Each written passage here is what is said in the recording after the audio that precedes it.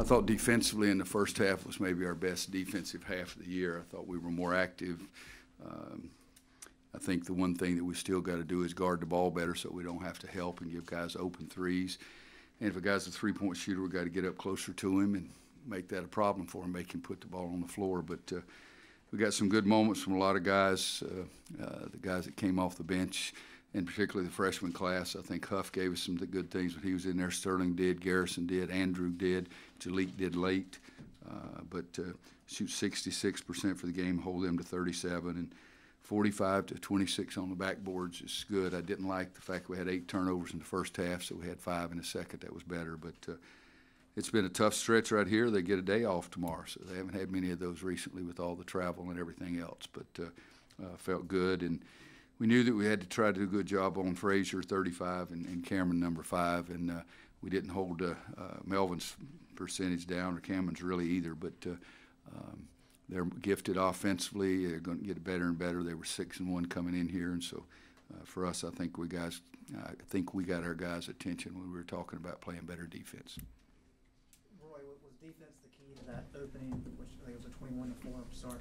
I think so, and one of the, I say I always write 3 things up on the board. First one today was defense. Let's make it our best defensive game. We've always cut out clips from every game and show them to them the next day, and we've gone 2 games in a row, Michigan and Davidson, where we cut out clips and was going to show them, and there's not one single defensive possession in 2 games. It's the first time I can ever remember anything like that. So I challenged on today and yesterday, but even today at pregame about let's do what we're supposed to do defensively. Have you had a player enjoy playing defense as much as Kenny does in the past? Yeah, Jackie Manuel, and when I'm talking about Kenny Williams and putting him in Jackie Manuel's class, that's what's that Bum Phillips said about Earl. If he's not at the top of the roll, it doesn't take a long time to call the roll. And but Kenny just does a great job, works defensively, and he's not perfect, but boy, he does some really good things defensively. And I think we got some good defense from other guys today too. Garrison early in the game playing a guy out on the floor because we switched up our matchups and gave Garrison the 2-man and Kenny the 4-man early, just try to make it because one's a driver, one's a shooter, and some of those things even worked. Speaking of Jackie Manuel, have you had a chat with Theo about shooting threes? Because against Davidson the other day, he had a couple of open looks and decided to take to the basket, did it again today.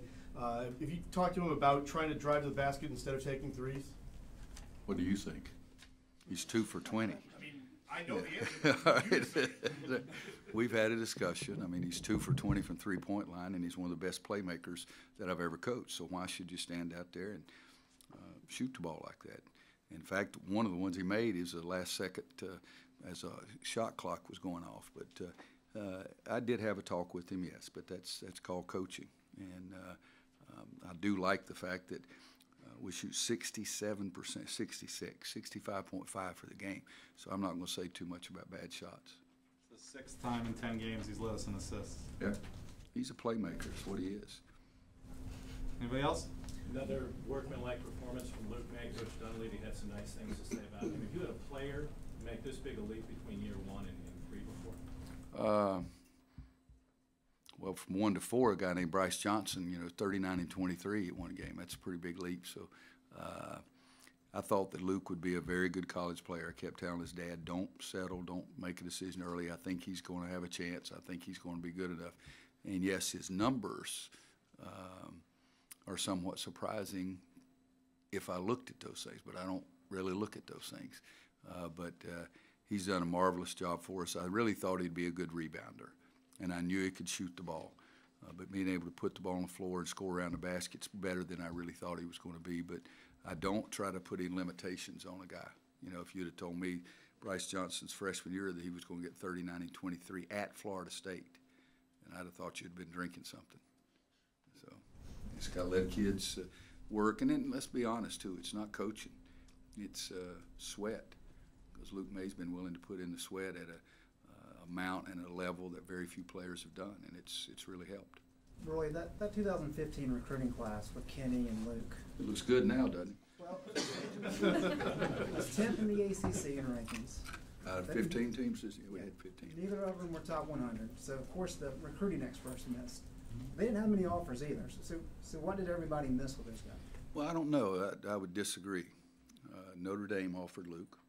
Virginia offered Luke. Clemson offered Luke. Davidson offered Luke.